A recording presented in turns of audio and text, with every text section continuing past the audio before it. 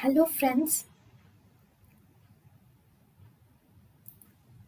Welcome to Creative Medicine. In this lecture, we will learn about Adenomyosis. Adenomyosis, uh, transvaginal ultrasonography of adenomyosis. And in adenomyosis, transvaginal ultrasonography is not very useful.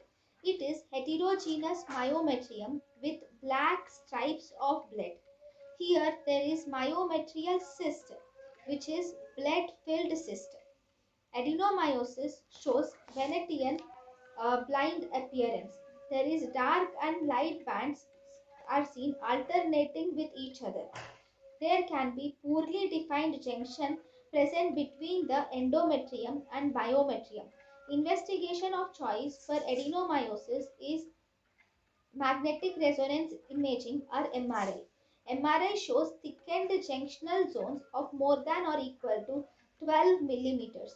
Gold standard of adenomyosis is histopathological examination.